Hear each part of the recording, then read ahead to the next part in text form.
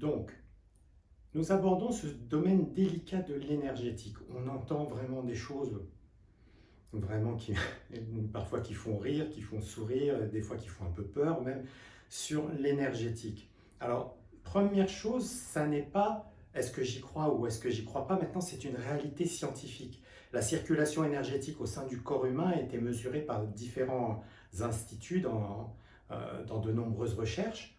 Donc, on parle d'une réalité. Alors, protection énergétique, de quoi parle-t-on? Je vais vous donner un exemple tout simple que tout le monde a vécu. Vous rentrez dans une pièce, et dans cette pièce, il y a une personne. Vous ne connaissez pas cette personne. On ne vous a jamais rien dit sur cette personne, donc vous n'avez aucun a priori vis-à-vis de cette personne. Et pourtant, cette personne, vous ne la sentez pas. Juste, vous ne la sentez pas.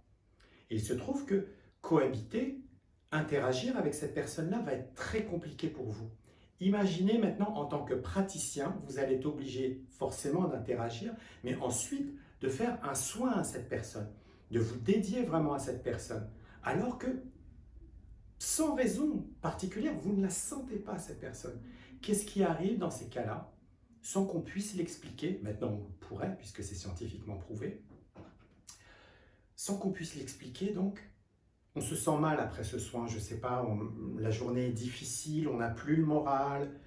Et on a assisté, dans ce cas-là, à un transfert énergétique qui aura été négatif. On peut prendre l'exemple inverse aussi. Vous rentrez dans une pièce, vous voyez une personne que vous n'avez jamais rencontrée précédemment, et cette personne, je ne sais pas, vous la sentez bien, elle vous file la pêche, et voilà. Et vous interagissez avec joie avec cette personne-là, et oh, vous vous sentez bien de parler avec cette personne-là, sans qu'il n'y ait rien de particulier à se dire, hein, pas de grande vérité ou quoi que ce soit. Juste le fait de se sourire, de se parler, cette personne nous fait du bien. Et là, on assiste à un transfert énergétique positif. Alors, en tant que praticien, pour vous autres praticiens de bien-être, esthéticiennes, etc., je vais vous donner quelques exemples de protection énergétique. On va avoir dans un premier cas la protection qui est passive, je dirais, qui sera en fait par le port d'une pierre de protection. Alors une pierre de protection, par exemple, j'en ai une sur moi qui est une labradorite. Labradorite qu'on appelle aussi la pierre du praticien. Donc la mienne est particulière parce qu'elle a un petit Ganesh, le dieu indien, un petit Ganesh en argent incrusté dedans. Mais on notera, je vais la mettre par-dessus pour qu'on voit bien, qu'elle se trouve pile au niveau du plexus. C'est là où les échanges énergétiques seront le plus forts au niveau du corps humain. Donc si vous placez cette pierre avec la bonne longueur au niveau de... Moi j'utilise une petite cordelette, mais bon, vous pouvez utiliser une chaîne en argent si vous préférez. Que ça se place bien au niveau du plexus, c'est très bien. On peut avoir aussi une labradorite sur soi, donc pas en pendentif, mais dans sa poche, par exemple. J'en ai une très jolie, là, que je ne vais pas me priver de vous montrer. Regardez, elle est magnifique. Voilà. Donc, je vous la montre. Voilà. Et cette magnifique labradorite m'accompagne lorsque j'ai des cours à donner ou des conférences. Voilà. Donc, ça, avoir ces pierres en présence, ça aide à, je dirais, limiter l'ampleur des transferts énergétiques positifs ou négatifs. On pourra toujours recevoir un sourire avec plaisir. Par contre, une énergie négative, là, on ne la subira pas, ou beaucoup moins en tout cas. Ça, c'est pour les pierres.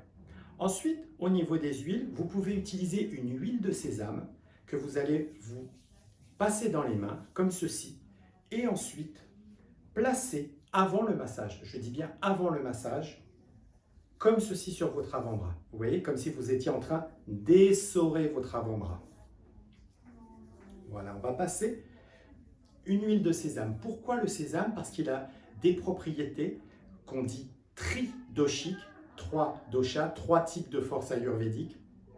Donc il convient à tout le monde pour bloquer tel ou tel type d'énergie. Le sésame va vous aider lors du contact à justement limiter les transferts qui vont commencer par le bout des doigts, puis la main. Voilà, ils n'iront pas plus haut que le pli du coude. Voilà. Ensuite, pendant le massage, vous pouvez tout à fait chasser. Vous faites une manœuvre, hop, et vous avez comme des petits picotements dans les doigts. Il y a quelque chose qui ne vous réussit pas, vous sentez quelque chose de bizarre, hop, hop. Et encore une fois, ça n'est pas une vue de l'esprit. On n'est absolument pas en train de parler de quelque chose de chimérique, hein. C'est une réalité physique et scientifique.